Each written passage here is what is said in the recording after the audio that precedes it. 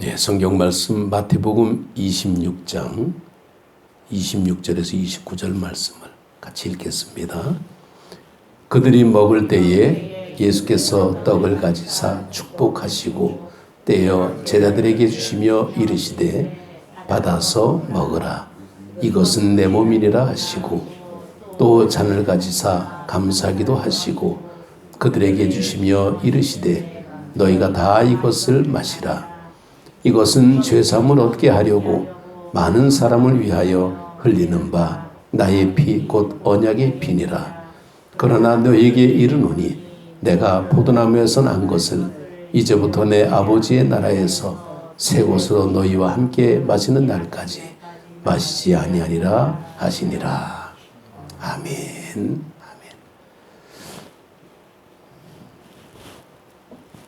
예, 할렐루야. 네, 오늘은 성찬의 주일이기 때문에 성찬의 은혜. 여기 그 사진에 빵이 반쪽이 있는데 반쪽은 제가 먹었습니다.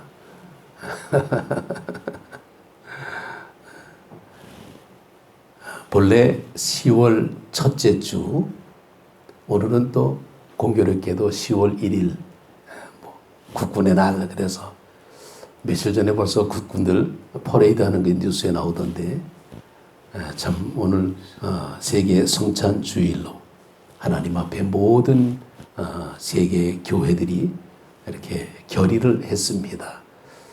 그래서 모두가 다 그리스도 안에서 하나가 되자. 참 그 아름다운 일이죠. 우리야 다 얼굴색이 다 황인종이지만은 그 미국이나 안경 보게 되면 이 다문화 사람들이 얼마나 많습니까? 정말 얼굴이 하얗고 노랗고 또 검었고, 이게 모든 그 이 사람들이 같은 인종들이 여러 모여서 함께 예배드리는 그런 모습, 참 은혜 받는다는 것이 얼마나 귀한 일일까라는 거죠. 근데 우리는 보통 은혜는 설교 말씀을 통해서 은혜 받는다 그런 것을 보게 됩니다.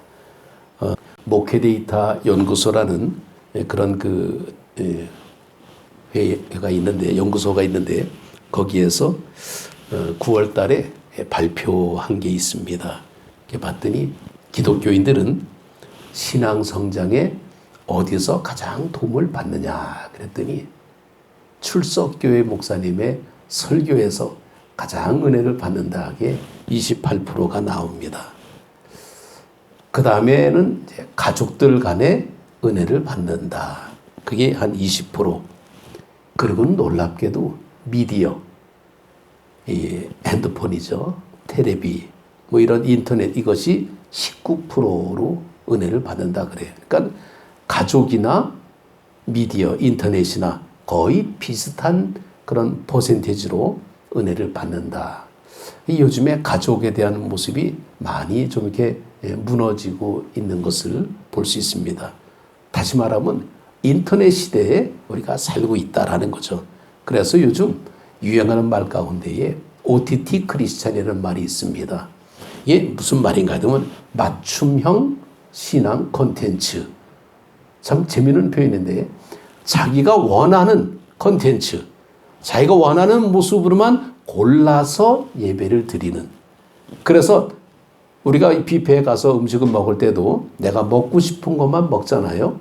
그런데 그것이 먹고 싶은 것 먹는 게 다 몸에 건강하냐 그러면 사실 그렇지 않죠. 골고루 먹어야 된다라는 게 일반적인 얘기인데, 하나님의 말씀도 마찬가지로 내가 듣고 싶은 원하는 그런 말씀만 맞춤형 콘텐츠로 그냥 그 골라서 은혜 생활을 한다. 그러고 보니까 본인은 굉장히 기쁘고 즐겁습니다. 뭐 신납니다. 그런데 믿음은 없어. 그 왜 그럴까? 무리만 기독교인이라는 소리가 바로 거기에서 나오는 거죠. 우리가 하나님의 은혜를 받으면 하나님의 역사를 우리가 이루어가야 되는데 그런 게 아닌 좀 뭔가 모르게 좀 이상한 어떤 모습이 있습니다. 제가 아침에 새벽에 이렇게 나올 때에 가장 귀찮은 게 뭐냐면 거미줄이 얼굴에 다 걸리는 거예요. 친환경적으로 살다 보니까 얼굴에 거미줄이 이렇게 걸리면 손으로 그냥 막 휘휘대고 이제 그러고 교회 나오는데 사실 썩 그렇게 뭐 이렇게 적하진 않아요. 이게 거미줄이 좀 끈적끈적하잖아. 그래서 제가 거미를 좀 찾아봤습니다. 도대체 이 거미가 왜 아무 데나 이렇게 줄을 그냥 그 집을 만들고 있을까라고 봤더니 이 거미는 그렇습니다. 우리가 거미가 곤충일까요? 동물일까요? 우리는 거미를 곤충으로 알고 있는데 놀랍게도 곤충이 아니고 동물이랍니다. 거미는. 그런데 이 거미는요. 사람에게는 절대로 해를 끼치지 않는다 그래요. 그래서 이게 뭔 글인가 그러고 자세히 좀 살펴봤습니다. 그랬더니 거미가 거미줄을 치는 거는 정말 이 뭐 과식하거나 투기용으로 벌레를 많이 잡으려고 거미줄 치는 게 아니라 최소한의 자기가 살기 위해서 거미줄을 친다 그럽니다. 참 그렇죠. 삶의 양식을 얻기 위해서. 근데 거미줄은 사실 우리가 덫이라 그러잖아요. 근데 거미줄에 거미가 걸리는 적은 한 번도 없습니다. 애진간한 곤충들은 다 거미줄에 걸리는데 심지어는 새도 거미줄에 걸린다 그래요. 그런데 거미는 절대로 거미줄에 안 걸리는 이유가 있습니다. 이 거미줄이 이 실줄과 날줄, 이게 그 시줄과 날줄인데 이 시줄에서는 끈적거리지 않는 그 시줄이랍니다. 그러니까 날줄은 끈적거리는 게 나오고 시줄은 안 끈. 그래서 시줄로만 타고 다니면 거미는 줄에 안 걸린다 그럽니다. 그런데 놀라운 것은요. 왜 거미가 이렇게 사람한테 유익할까라고 봤더니 농약이 있는 곳에는 거미들이 없답니다. 그래서 얼마 전에 일본에 그 정말 원자력이 이제 좀 그 피폭이 됐는데 그 후쿠시마 뭐 이런 경우에는 거미가 없다 그러고 나와요. 그렇다면 거미가 있는 데는 뭐냐? 청정 지역이라는 겁니다. 거미가 있어야 사람도 살 수 있다라는 이제 그런 좀 모습이죠. 그리고 이 거미는요, 많은 해충을 무상으로 잡아주기 때문에 사람에게는 유익한 동물이다. 이렇게 글을 써놓은 것을 제가 봤습니다. 참 신기하더라고요. 아니, 새벽에 나올 때 그냥 거미줄 때문에 그냥 확 이러고 나오는데 이 거미가 오히려 청정 지역이고 사람한테 유익하다. 그러니까 이게 참 얼마나 좋습니까? 근데 우리는 거미줄을 덫으로 얘기할 때가 참 많아요. 이 덫에 걸린다. 이 거미줄에 걸린다. 이게 덫에 걸린다 그러는데 덫에 걸리는 거미는 없다 그러는 것처럼 그런데 사람은 덫을 놓기도 하고 사람이 덫에 걸리기도 합니다. 그래서 뭐 알코올이라든지 마약이라든지 뭐 성이라든지 이런 것은 정말 아주 달콤한 덫이라고 그러죠. 또 기독교인들 가운데 이단의 덫이 있습니다. 그 이단은 우리를 현혹시키는, 그래서 분별력을 잃게 만드는 그런 모습이 있는데 과연 이런 그 지뢰밭 속에서 우리가 빠져나올 수 있는 것은 거미한테 배워야 될 게 있다라는 거죠. 우리는 찐득거리지 않는 시줄을 타고 다니는 것처럼 우리는 하나님의 말씀을 붙들고 살아야 된다라는 거죠. 주의 말씀이 내 발의 등이요 내 길의 빛이라. 우리는 하나님의 말씀을 붙들고 살아야 되는데 더 중요한 것은 나는 세상의 빛이니 나를 따르는 자는 어둠에 다니지 아니하고 세상의 빛을 얻으리라 하고 말씀하고 있습니다. 그러니까 우리가 주님을 따라가게 되면, 주님의 말씀을 따라가게 되면 거미가 거미줄에 걸리지 않는 것처럼 우리도 세상에서 믿음 생활을 온전히 할 수 있다는 것을 볼 수 있습니다. 오늘 우리가 은혜 받는 이 모습이 하나님의 말씀과 더불어서 이 성찬에서도 하나님의 말씀을 우리가 은혜를 받을 수가 있는데 예전에 보게 되면 이 성찬과 설교 이 두 가지를 은혜 받는 통로라 그랬어요. 그래서 늘 예배 때마다 성찬이 함께 진행이 되는데 너무 성찬이 진행되다 보니까 이것이 형식이 되고 습관이 되고 그러다 보니까 사람들이 식상해지고 뭐 그런 게 있어서 성찬이 점점 이제 좀 없어지는 그런 모습도 있는데 그래서 교회들마다 다 달라요. 어떤 교회는 한 달에 한 번씩 성찬 예배 드리는 데가 있고 어떤 교회는 매주 드리는 데가 있고 어떤 교회는 절기 때만 드리는 데가 있고 다 틀린 건 아닙니다. 다를 뿐이죠. 어쨌건 우리는 이 성찬의 의미를 분명히 알고 하나님의 성찬에 우리가 함께 되는데, 우리가 이 밥상머리라는 그런 얘기가 있습니다. 이 밥상을 차려놓고 함께 먹는 사람을 식구라고 얘기하죠. 바로 성찬은 식구를 의미하고 있는 거예요.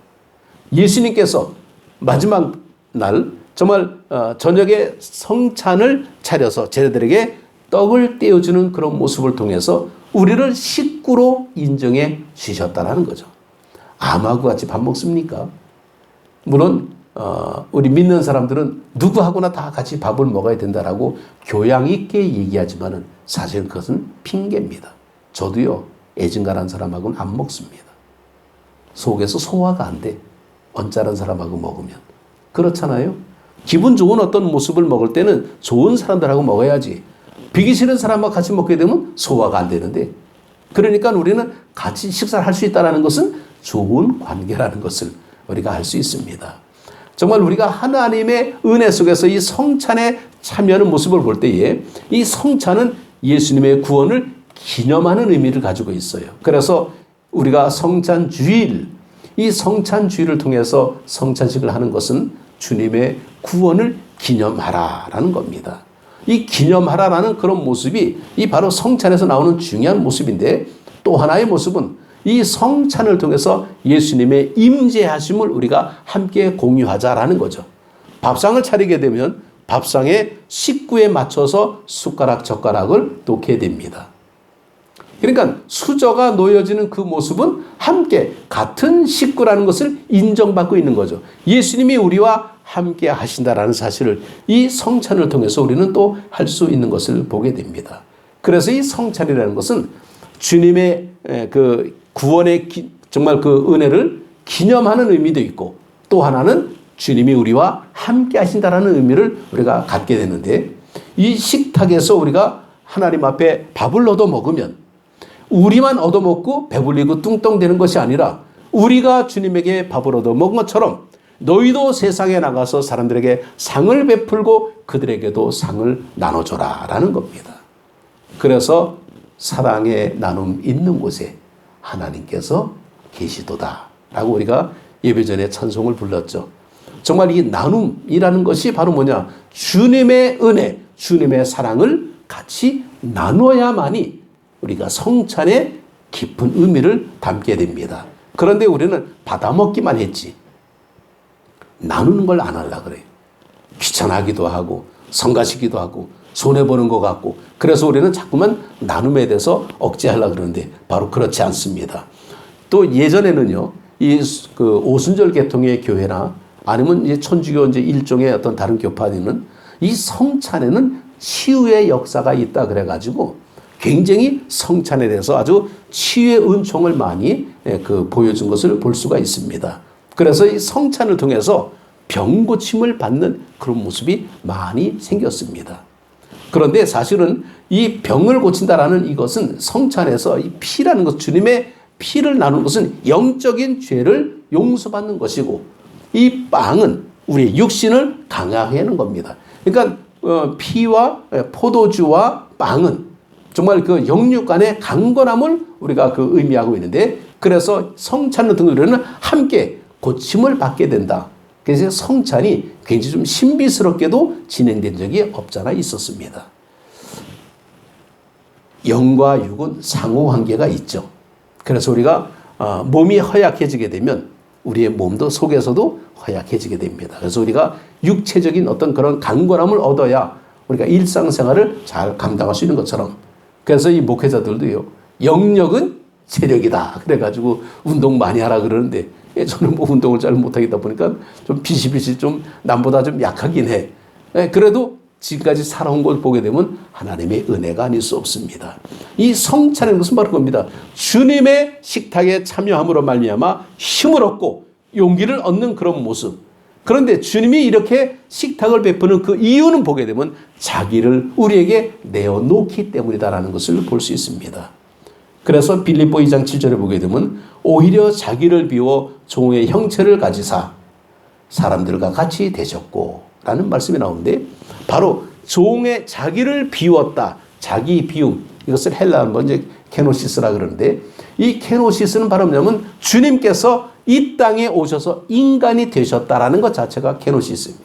하나님이 어떻게 인간이 되십니까? 하나님은 하나님이지. 그러니까 하나님의 모든 특권을 다 포기하고 연약한 아기로 육체의 모습으로 이 땅에 오신 그 주님의 모습은 바로 우리에게 자기를 비움의 모습을 우리에게 보여주고 있습니다. 그런데 그런 출발의 모습을 통해서 정말 주님께서 모든 혜택을 버리시고 특권을 버리시고 가장 낮고 천한, 그래서 사람들 가운데서도 사회적 약자들, 버림받은 자들, 고아, 과부, 이런 병든 자들을 향해서 주님의 사랑을 나눠 주셨습니다. 사랑의 나눔이 있는 곳에 하나님의 기적과 하나님의 구원의 역사가 있은 것을 보게 됩니다. 그래서 이것을 사도 바울은 바로 이런 주님의 은혜의 모습을 경험하게 되고, 우리도 그리스도를 본받아서 우리도 하나가 되자. 그래서 그리스도를 본받는 그 이유는 뭐냐? 주님을 기념해야 되는 것을 기억하고 있습니다. 그래서 이 초대교회 때는 성찬이 굉장히 많이 진행이 됐죠. 이 성찬이 진행이 되면서 많은 사람들은 거기서 아가페를 행하게 됩니다. 이 주님의 사랑이 얼마나 좋습니까? 그러니까 아가페, 주님의 사랑으로 나누다 보니까 과하게 되고 거기에 좀 부작용도 없지 않아 많이 생겼습니다.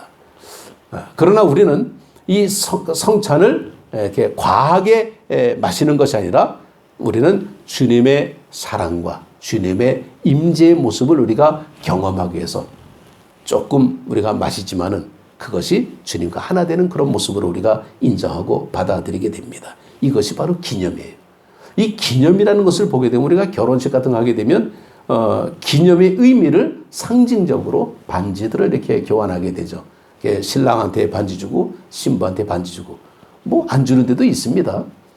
그런데 반지를 주는 이유는 뭐냐? 이 반지를 통해서 이 결혼을 기념하라라는 거죠. 그러다 보니까 가끔은 그 해가 지나가게 되면 결혼 뭐 기념일이 언제냐 그러더라도 잊어버린 지가 좀 오래돼가지고 맨날 구박을 먹고 있지만은, 그러나 잊어버리면 안 되는 게 기억이라는 거죠. 그래서 이 기억에 대한 모습을 우리는 좀 하나님의 은혜 속에서 살아야 되는데, 정말 하나님께서 우리에게 기억하라라고 하는 것이 바로 성찬은 바로 내가 너에게 식탁을 베푼 것처럼 너희도 나가서 세상에 식탁을 베풀라라고 이제 말씀을 우리에게 하시고 있습니다. 우리가 예배를 드리는 이 모습이 바로 그렇죠. 영국의 그 제임스 파커라는 분이 이제 이렇게 말합니다. 하나님을 예배하는 것은 뭐냐? 하나님을 바라보면서 하나님을 인정하고 하나님을 표현하는 것이 예배다. 그러니까 우리는 예배를 통해서 우리는 주님의 사랑을 고백하고 나누는 그런 모습이 나와야 되는데, 하나님 앞에 영광을 돌린다라는 그런 모습이 바로 예배의 출발이 되어야 됩니다. 그런데 우리는 예배는 하나님 앞에 드리는 모습으로 우리가 사실은 그 고백되고 있지만은 사실은 우리가 하나님 앞에 드리는 게 아니에요. 받은 바 은혜에 감사하는 것이 바로 예배의 모습인 것을 우리는 기억해야 됩니다. 그래서 이 제임스 파커는 이렇게 말합니다. 하나님이 이루신 모든 것을 있는 그대로 찬양하라. 있는 그대로를 찬양하라. 조금은 좀 힘든 모습도 있고 어려운 모습도 있고 안타까운 모습이 있을지라도 찬양하라. 그리고 두 번째는 우리 주신 선물과 선함에 감사하라. 우리 주신 선함이 뭘까라는 거죠. 우리가 지금 형편없이 지금 무너진 모습이 선할까? 우리의 판단의 모습은 망가진 것 같지만은 망가지면 다시 회복한 하나님의 은혜를 경험하게 된다면 그것은 하나님의 선물입니다. 그러니까 바라보는 각도가 달라질 수밖에 없어요. 우리가 볼 때는 손해 같은데 하나님 볼 때는 손해가 아니라 하나님의 은혜를 경험하는 통로가 됩니다. 또 세 번째로 보게 되면 우리와 타인의 필요를 충족시켜 달라고 하나님 앞에 간구하고, 또 네 번째 우리가 준비한 선물과 섬김 있는 것을 우리가 그에게 모든 것을 바치고, 또 전해지는 말씀을 배우고 그것에 순종하는 것이 바로 예배라고 제임스 파커는 말씀하고 있습니다. 그러니까 사실은 이것은 예배를 통해서 공개적으로 고백하라라는 거예요. 공개적으로 증언하라라는 겁니다. 이 증언이라는 것은 그냥 골방에서 혼자 자기가 이렇게 뭐 말하는 것이 증언이 아니라 많은 사람 앞에서 공개하고 드러내는 것이 증언의 모습인데 바로 예배는 바로 그런 겁니다. 우리를 위해서 이 땅에 오신 그리스도를 우리가 생각하면서 하나님이 얼마나 우리에게 가치 있는 은혜를 베풀어 주셨는가를 우리가 인정하라는 것이 예배입니다. 그러니까 우리의 주어진 이 성찬의 모습을 가지고 우리는 감사하면서 주님의 식탁에 참여하는 것이 성찬의 의미지, 우리에게 주어진 것을 그냥 타박하고 따지고 정말 그것을 그냥 왜곡시키는 그런 모습은 안 됩니다. 똑같은 음식을 우리가 놓고 볼 때에 어떤 사람은 참 맛있게 먹는 사람이 있고 어떤 사람은 먹으면서 굉장히 분석합니다. 이거는 뭐였다고 이거는 뭐였다고 하면서 그냥 뭐 영양가를 따지고 칼로리 따지고 이렇게 따지고 먹다 보게 되면 맛을 잃어버릴 때가 있습니다. 그냥 맛있으면 뭐 0칼로리 뭐 그런 먹는 것처럼 우리는 하나님의 은혜에 감사하는 모습으로 가야지 쪽집게 골라내는 것처럼 요거는 안 먹고 저거는 안 먹고 그러면서 자꾸 골라내면 안 되죠. 어릴 때는 그런 적이 있습니다. 우리 아이들도 예전에는 뭐 콩 같은 걸 굉장히 싫어가지고 밥에다 콩하면 콩알을 다 골라내. 그럼 그걸 먹이려고 제가 어떤 방법을 막 먹이려고 그러는데 자꾸 골라내는 그런 모습이 있었어요, 옛날에.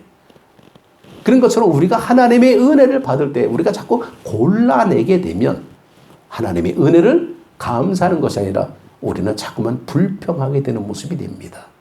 똑같은 하나님의 은혜를 베풀어 줬는데 누구는 감사하고 누구는 불평하고 이게 광야에서 이스라엘 백성들이 하던 모습이었죠. 그래서 우리는 예배 때에 정말 하나님 앞에 우리가 내가 좋아하는 것으로 준비하는 것이 예배가 아니라 하나님이 기뻐하시는 모습으로 예배를 준비해야 된다는 겁니다.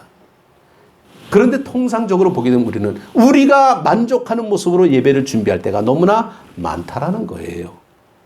그게 일상적인 모습입니다. 순서를 짜도 그렇고 거기다 콘티를 짜도 그렇고 다 자기 만족이야. 하나님은 그냥 여벌로 이렇게 두고 자기만 그렇게 해놓고는 하나님 앞에 예배를 드렸대.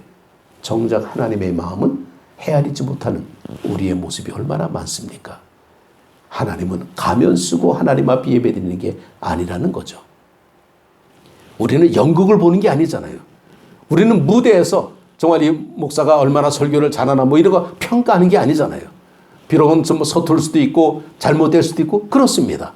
그런데 그럼에도 불구하고 하나님의 임재하심을 통해서 하나님의 역사를 우리가 경험하게 된다면 부족함 속에서도 은혜를 경험하게 되고 우리가 정말 잘못된 모습을 통해서도 하나님의 은혜를 우리가 감사할 수가 있는 것은 정말 하나님이 함께 하시면 모든 것이 이루어질 것을 이룰 수가 있습니다. 집안에서 일어나는 일들이 다 좋은 일만 일어납니까? 내가 볼 때 별별 일 다 일어납니다. 그래도 그 집안은 든든하게 서가고 있습니다. 이게 초대교회 모습이었어요. 초대교회 하나님의 말씀이 충만해서 정말 진정으로 든든하게 서간다 그러는데 든든하게 서가는 그 모습에 문제가 없는 게 아니라 문제가 있어도 문제를 해결해 가면서 극복해 가면서 문제와 부딪혀 가면서 그러고 가는 것이 초대교회의 모습이었던 것을 우리는 기억해야 됩니다. 우리의 삶의 모습은 한계가 있어요.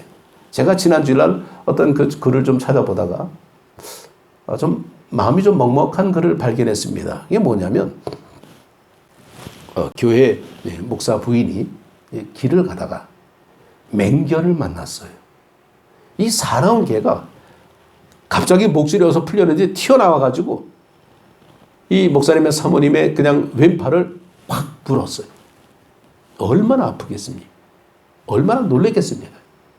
털썩 주저앉아가지고 그냥 뿌리치는데 이 개는 물고 막 그냥 놓질 않아요. 막 기진맥진이 막 지칠 때인데 그 사모님이 물린 왼손을 물렸으니까 오른팔 가지고 그 개의 머리를 쓰다듬으면서 이렇게 얘기됩니다. 야, 그만하자. 그만하자. 그런데 놀랍게도 그 맹견이 팔을 풀더래요. 물었던 입을 풀더랍니다. 이게 뭘까라는 거죠. 너무 아프고 어떻게 할 수가 없으니까 아무리 뿌리쳐도 개가 얼마나 셉니까? 그냥 머리를 만지면서 그만하자. 그만하자. 우리 인생의 삶의 모습에서 고살픔이 참 많은데 우리는 그럴 때마다 하나님 앞에 기도할 수밖에 없습니다. 배고픔은 우리가 집으로 돌아가잖아요. 그러면 늘 하는 말이 그렇죠. 밥 줘. 옛날에 제가 학교 다닐 때도 늘 집에 들어가자마자 그냥 가방 던지면서 밥 줘. 배가 고프거든. 밖에 나갔다 들어오면 배가 고프거든. 그러면 엄마는 그걸 벌써 알고 준비하고 있습니다. 오늘 주님의 사랑의 식탁에 대할 때 우리는 그렇게 덤벼드는 밥 줘. 그러면 주님은 그래 와서 먹어라. 그리고 베풀어 줍니다. 이 사랑의 식탁.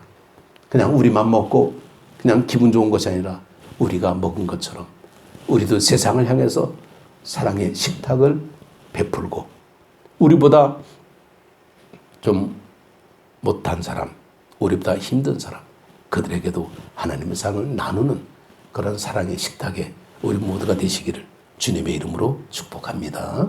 기도드리겠습니다.